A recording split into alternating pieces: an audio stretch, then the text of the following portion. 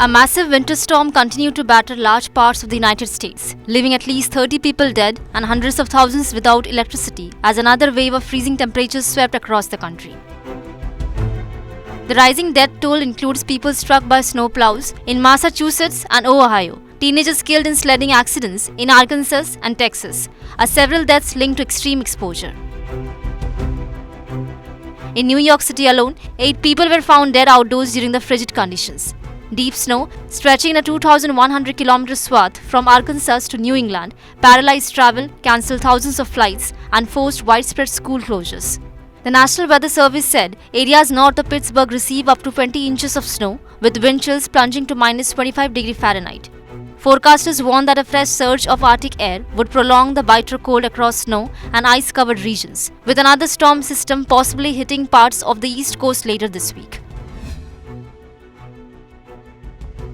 More than 560,000 power outages were reported nationwide, most in the south, where freezing rain snapped tree limbs and power lines.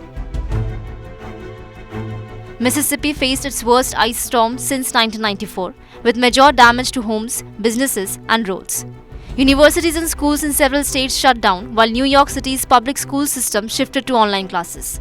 Air travel was heavily disrupted, with over 12,000 flight delays or cancellations reported nationwide.